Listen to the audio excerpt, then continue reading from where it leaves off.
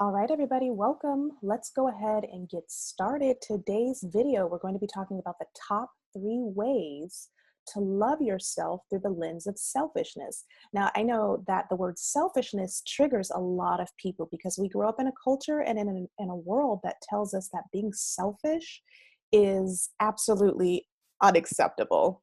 Because when we think of what selfishness looks like, we put selfishness in this category of walking over everybody, only looking out for yourself, never putting other people first. And it kind of seems very non compassionate.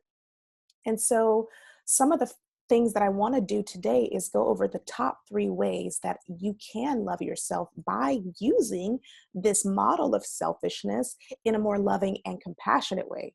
So, let's first start off by defining what selfishness is not in this particular self-loving fashion.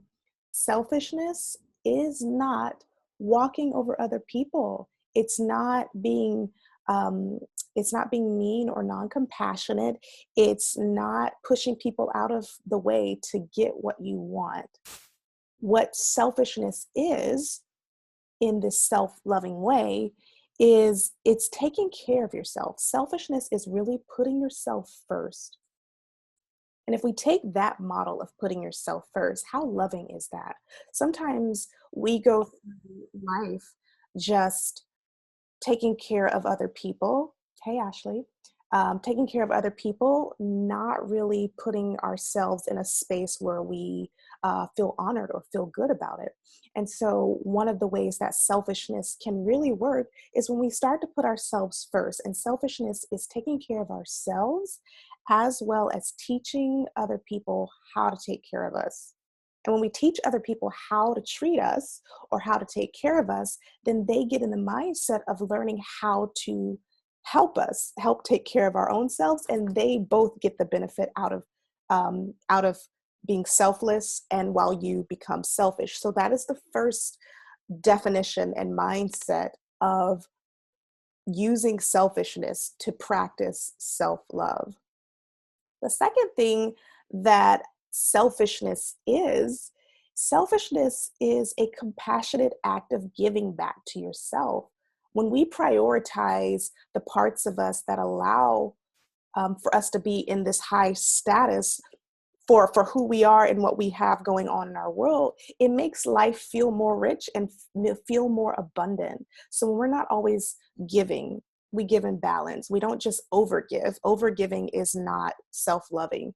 Giving in balance is self-loving because that requires a level of selfishness that allows you to take care of yourself and to take care of others. So these are the things of selfishness and how to do it in a self-loving way. So let's go over the top 3 um, ways to love yourself through being selfish. The first thing is to say no.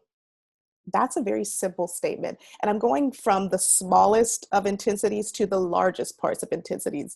And when I say intensities, I'm talking about in terms of level and commitment and motivation. Saying no can be hard for a lot of people, but it's enough common sense for people to say, yeah, that makes sense. I think I can say no. I say no sometimes. I say no when it's necessary. But there's a lot of people out there who do not say no. They don't know how to say no. It's very hard to say no. And when you're not able to say no, you really start to have these moments of resentment, and that doesn't become very loving to yourself. So, the first step of taking care of yourself or loving yourself through the lens of selfishness is learning how to say no. Because when you say no to others, you actually end up saying yes to yourself. I'm going to repeat that. When you say no to others, you end up saying yes to yourself. So that thing that somebody else wants you to do, they want you to come out with them after you've worked all day, or they want you to hang out on the phone and listen to all their problems after you've been um, feeding other people all day through your own emotional energy, that stuff is draining. And so if you're at the end of the day and people, your friends, your family, and everybody wants to just pull on your cords, and you're like, oh my God, I just can't take it. That's how you know that a no needs to happen. or like a pause. A no is a beautiful moment of pausing. So here's how you can define what your no's look like. Sometimes we don't always know what no feels like, especially if we're used to saying yes, yes, yes, yes, yes, okay, okay, okay, okay, all the time. And saying no feels like this little tiny thing in the background that makes us feel mean. One way you can notice no is to feel it in your body. When you start to feel a contraction in your body, when someone asks you to do something you really don't want to do it, or they're asking you to go somewhere and you really don't want to go there, and you start to feel like this tightening and this shift in your body, more than likely, that's a no. And it's okay to honor that tension and say, you know what? I'm going to stay in, or I don't have the capacity to hold space for you right now. And that is okay. If you can't use the word no, you can use those variations of the word. Um, when you notice a yes in your body starts to feel very alive. You start to feel okay. There's this satisfied, content feeling. There's no tension. Your breath doesn't stop. You Some people feel very excited when they feel a yes in their body. So be conscious of what a yes and a no feels like in your body so that you can be able to put yourself first on the list when other people want so much from you. So honor yourself first by saying no. So that's the first part. The second part, and I'm going to read it from my page, is to prioritize what makes you feel good before other people. This is putting yourself first. This is saying, I am going to prioritize what makes me feel good. It doesn't matter what other people think should make me feel good. I'm going to prioritize what makes me feel good. And here's the concept and the logic behind why this is a selfish, loving act. Because when you prioritize what makes you feel good, it's easier for you to have enough energy to take care of other people on the back end. So let me say that again. When you prioritize what makes you feel good, it allows you to take care of other people on the back end. So this is not the type of selfishness where you only take care of yourself and you don't care for other people. This type of selfishness includes other people's energy in your space. So when you say to yourself, okay, today I'm going to prioritize my happiness. What does that look like for me? Okay, well, painting makes me feel happy. I'm going to do painting before I go hang out with people that I really don't want to hang out with. Does that make sense? So you prioritize what makes you feel good before you do the other thing. And maybe after you do that thing that you love, you might have enough energy and you're like, you know what? Yeah, let me go ahead and call my friend up and let's just talk. Or let me go over here and like hang out with this person. I may not fully want to be hanging out with them, but I have more energy to hang out with them. These are different ways that you can give yourself an opportunity to rise above this level of, I have to do one thing or the other. And if you're someone who's naturally coming from a people pleasing mentality, then it's really hard to turn that switch off. And it's really hard to say, I'm not going to take care of other people. I just can't stop. So here is a very loving, compassionate way to include other people in your space, but making sure that you're taking care of yourself first and foremost. And so I'm going to pause right here for just another moment. And I'm going to ask if anybody has any questions about anything so far. Maybe you came in late. Maybe you came in right in the middle of my conversation. And maybe you have some questions about what's going on. So I'll give you a couple seconds. If there's no questions, then I'll move on. Okay, so moving on. So the final and third way to truly put yourself first from this very self-loving, selfish space is to listen to another person without be curious in their times of emotional stress. I'm going to say it again. Listening without being curious of others in their times of emotional distress.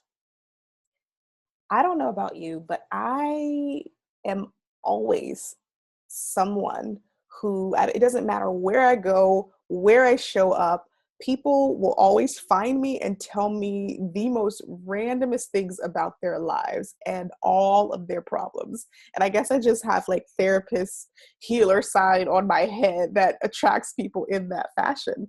But I always run into other beings who feel the need to emotionally vomit onto me. And for a long time, I used to sit and take it, even if I didn't want to hear it. I would be kind. I wouldn't say stop talking. I wouldn't walk away. I would just sit there and allow this person to just spew. And even if it wasn't a stranger, it could be my friends. And they would call me up and consistently pull on me, asking my advice, needing some support, needing some comfort. While meanwhile, they're on the other end of that phone talking, talking, talking. I'm not getting a word edgewise in until I started asking questions. And that's beautiful. Asking questions of another person is great. It's wonderful when you have the energy to do so. Sometimes when we ask questions to other people instead of just listening, what we're doing is subtly controlling and or manipulating the situation, because what we're doing is trying to make sure that their needs are getting met emotionally, and we're also trying to make sure that we're not uncomfortable in the process. So if you've ever run into people or you're having a conversation and you sense things are going awkward. You feel them talking, they might start crying or they might start getting angry. You don't know what to say. So, in order to alleviate your discomfort, you come up with something to say, ask more questions, get more detail, shift the subject, anything like that. Those things are great deflective measures when we're trying to take care of ourselves. And it's okay to be in that space. I'm not saying don't ever do this. I'm saying do this within reason, do this within balance. There are many ways to sit with another person and just allow them to speak without needing to manipulate or control how they should express themselves, how they should feel, and how you should express yourself and how you should feel. Sometimes sitting, listening without being curious of another person is self-loving, because here's what it teaches you to do. It teaches you to be in the moment, listening to your body, listening to the other person, without needing to control the situation, without needing to implement or make the situation something else. This is the ultimate act of radical acceptance. When we surrender, when we accept, what we also start doing is learning how to love without control. Loving without control is one of the hardest fucking things to do. And it's something that I'm practicing in my own space and I've been practicing for many months now. Loving without control just means letting the person speak and then just simply saying, I hear you. Even if you have all this advice you want to give to the person, even if you have all these opinions you want to give to the person, even if you want this person to see something so clearly that you just really need them to see. There's a dog barking in the background. This is what loving yourself looks like. When you love yourself enough to say, you know what? I'm going to let the person have their own experience. And I'm going to have my experience of just witnessing them and allowing them to be, while I sit here and allow myself to be. That's literally what listening without being curious looks like. And sometimes it's not easy, especially when we're largely invested in how the other person is feeling, especially if we care for the person, especially if we love the person, especially if we're just like, oh my God, I want to help the person. We come from a mentality in our world that we have to save. We like to save people, is what we've been taught is the most acceptable form of love. And while that's necessary on one end, There's a fine line and a balance, especially when you don't just have it to give. Sometimes you just want to listen and let the other person just speak, and that's okay too. And then if you have a hard time listening without offering advice or opinions, then this is a great practice for you. This is why this is the last one on the list of the top three things, because it is the most intense and it requires the most commitment and the most willingness. How often are we willing to just be without trying to get understood, without trying to comfort, without trying to be comforted? And we're just trusting in this infinite space that our presence alone is the comfort, and that's all that's necessary. Our listening ears alone is all that's necessary. When you learn to love from this control space, it makes relationships a little bit easier, because now you have the opportunity to ask the person, would you like some feedback? Would you like my opinion? Would you like some advice? Because what if that person just needed to speak and you just inserted yourself in there? What if all they really wanted was for you to listen and not help them fix the situation? And some people are too polite to um, tell you to stop. They'll allow the situation to happen, allow all the opinions, allow all of the stuff to happen, um, and they won't say anything. What they'll slowly start to do is back away from telling you stuff, and then you won't ever know why. You'll be like, well, I don't know why you don't tell me things anymore. And maybe it's because they don't want your reaction and they don't know how to say that. So practice listening without being curious of the other person in a state of emotional distress. Even if it's not in a state of emotional distress, practice just listening. If somebody's just telling you how their day was and it was great and everything, let your face, let your body language be the voice. And you can tell people that you're practicing this. You can tell them that you're going to be doing this so that they get an understanding of where you are, so that they won't feel like you're ignoring them or not listening or not responding. Because I know personally for me, sometimes when another person doesn't answer, I feel like, okay, are you listening to me? And and that's not necessarily true. The other person will typically say, yeah, I'm listening. I'm like, well, you don't have anything to say. When we're so trained to receive feedback, we crave it. And when we don't get it, it starts to hit up a wound and it makes us triggered. And in my particular case, it makes me feel misunderstood or that my words are unacceptable. And if I recognize that, then I recognize that that's my issue and it has nothing to do with the other person.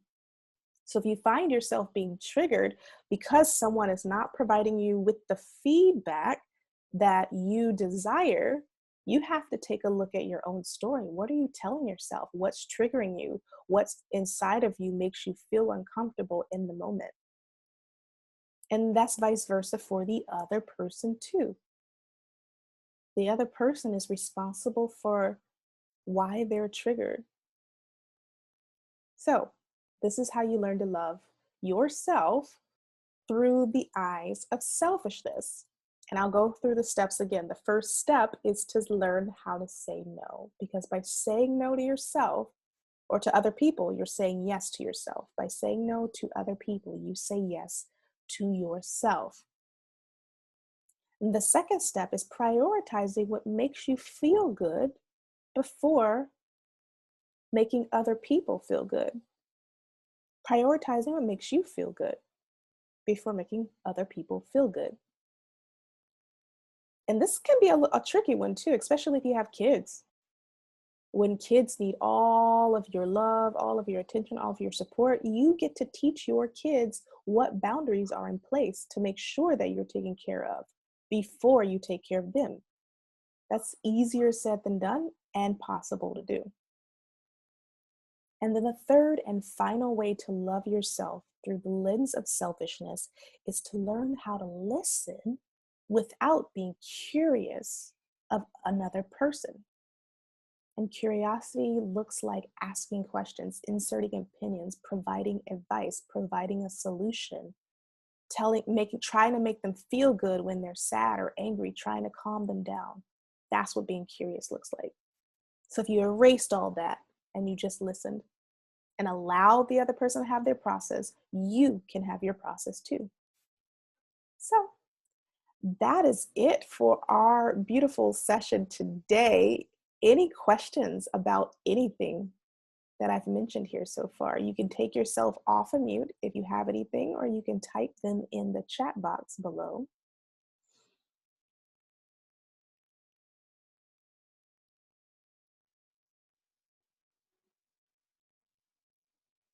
All right, no questions. All righty, we'll have I see a chat come across. Oh, yeah. Oh, I'm so glad it spoke to you, Ashley. Yeah, I'm glad you were able to be a part of it too. Yay. Alrighty. I hope you have a good rest of your weekend. It's beautiful outside. It's sunny. I'm creating some jewelry today, making beautiful soaps and everything. So I'm just in play mode. And so I hope all of you get a chance to play today. Prioritize what makes you feel good today. All right. Bye.